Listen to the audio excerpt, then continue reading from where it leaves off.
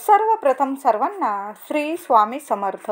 आपल्या घरात सुख समाधान यावं, आपल्या पतीची मुलांची भरभरून प्रगती व्हावी म्हणून महिला प्रत्येक दिवशी असे उपाय करतच असतो आपण. पण काही असे एक मिनिटाचे 2 मिनिटांचे असे उपाय असतात ज्यामुळे आपल्या घरात सुख, शांतता, समृद्धी, आनंद, आरोग्य, वैभव, ऐश्वर्य मिळू शकते. कोणते बरं ते 2 मिनिटांचे उपाय जाणून घेण्याआधी तुम्ही आपल्या चॅनलवर नवीन असाल कृपया चॅनलला नक्की सबस्क्राईब करा. तर हे 2 मिनिटांचे उपाय तुमच्या जीवनात भरपूर धन, सुख, आनंद, समाधान मिळवून देतील तुम्हाला.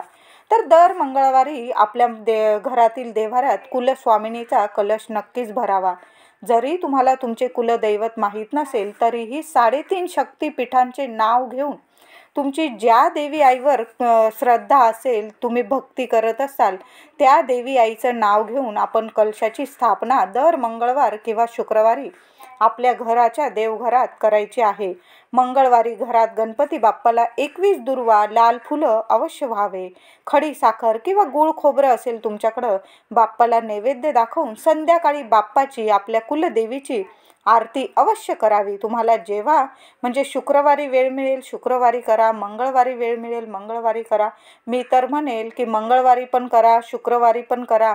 आपल्या कुलदेवीची आरती, बाप्पाची आरती अवश्य करावी. ह्या 2 दिवशी तरी आठवड्यातून तुम्हाला ह्या 2 दिवस तरी आपल्या कुलदेवीसाठी आपण वेळ काढलाच पाहिजे. आपल्या गणपती बाप्पाची आरती केली पाहिजे.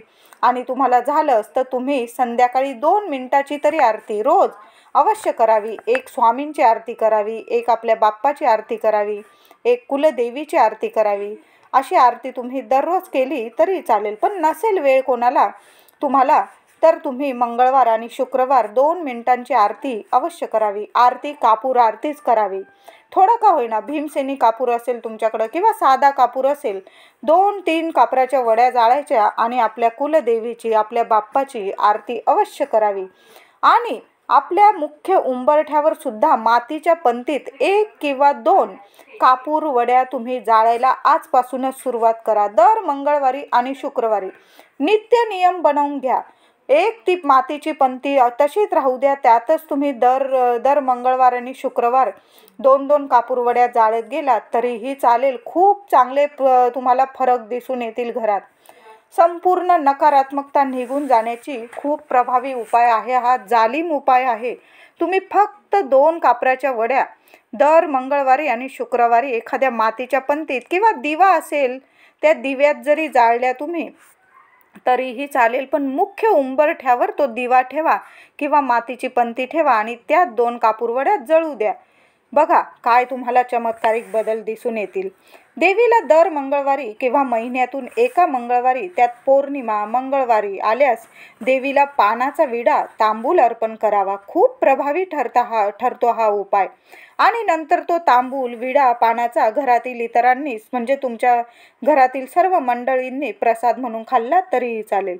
तुमच्या घरात इतका फरक जाणवेल की घरातील सर्व इडा पिडा कायमची दूर होईल. तांबूल अर्पण करून बघा. मंगळवार किंवा शुक्रवार तुमच्या कुलदेवीचा जो वार असेल त्या दिवशी तांबूल अर्पण करा. घरातील पुरुष मंडळींची म्हणजेच तुमच्या पतीची, मुलांची खूप प्रगती होईल. तुम्हाला दिसून येईल चांगला फरक. घरात धनधान्य भरभराट होईल. तुमचे प्रत्येक स्वप्न पूर्ण होईल. स्वतःचे घर, गाडी, मुलबाळ होत नसेल ते सुद्धा होईल. लग्नाकार्यातील अडथळे असतील त्या सुद्धा दूर होईल.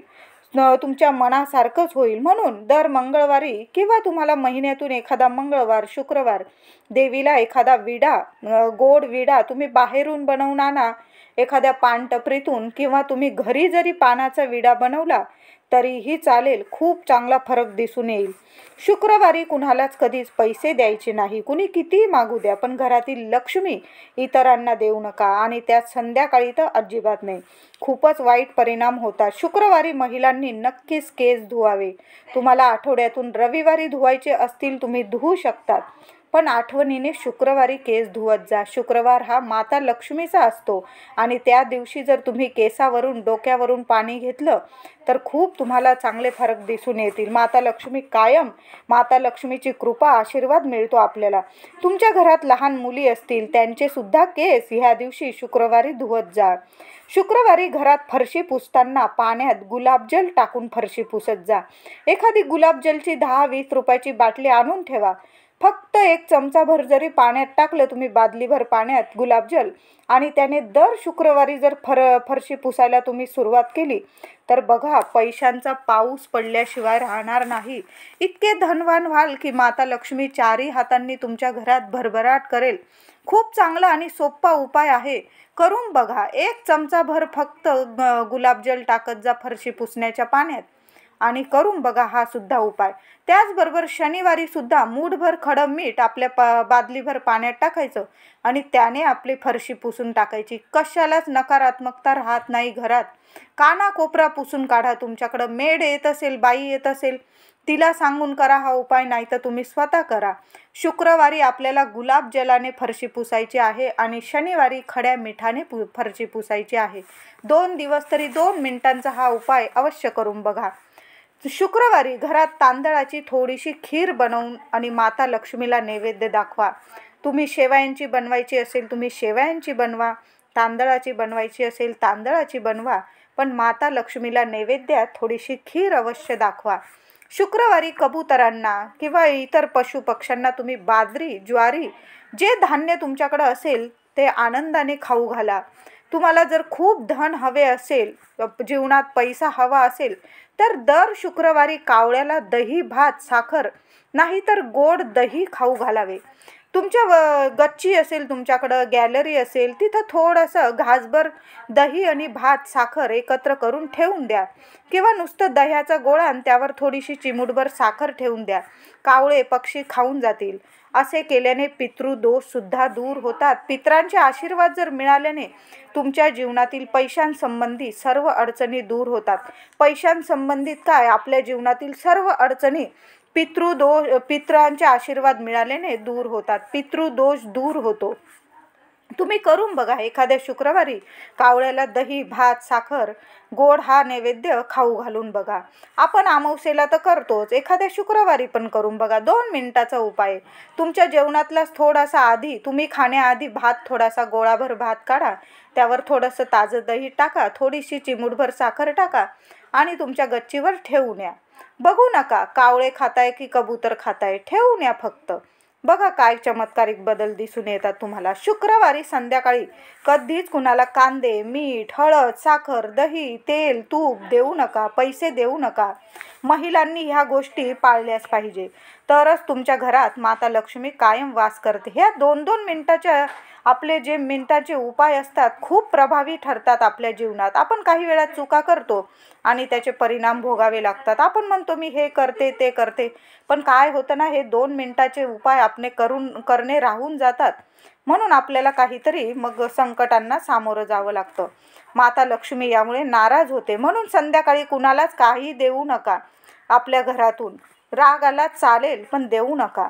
तुम्ही जर रोज देव्हाऱ्यात गाईच्या तुपाचा दिवा लावत असाल तर खूप चांगले, पण नसल लावत तुम्ही मंगळवार, शुक्रवार नित्य नियमाने गाईच्या तुपाचा दिवा लावत जा. तुळशीजवळ सुद्धा लावा. काही महिला, माझ्या मैत्रिणी ऑफिसला जातात, जरा उशिरा घरी येत असतील, जर घरात कुणी असेल, घरातील मंडळी, त्यांना लावायला सांगा. नाहीतर तुम्ही जेव्हा घरी याल जरा उशीर झाला तरी चालेल, आल्यावर आपल्या घरात आपल्या देवघरात दर मंगळवारी, शुक्रवारी देवीसमोर तुपाचा दिवा लावायला विसरू नका. अवश्य लावा. दर मंगळवारी, शुक्रवारी देवी आईची आरती करायला विसरू नका आणि ती पण कापूर आरती करा. शुक्रवारी देवीला लाल फूल जास्वंदाचे मिळाले तर नक्कीच व्हा. मंगळवार, शुक्रवार आपल्या देवी आईला वेणी चढवायला विसरू नका. तुम्ही मंदिरात गेला तर एखादी वेणी बरोबर घेऊन जा. मंदिरात नाही जाता आलं, आपल्या घरात जो कलश भरतो देवी आईचा, त्या कलशाला तरी वेणी अवश्य चढवा. माता लक्ष्मीला अवश्य व्हावी एखादी वेणी. खूप प्रसन्न होते देवी अशाने. मंगळवार, शुक्रवार आपल्या घराच्या मुख्य उंबरठ्यावर हळदीचे लेपन आठवणीने करायला हवं. अवश्य करा.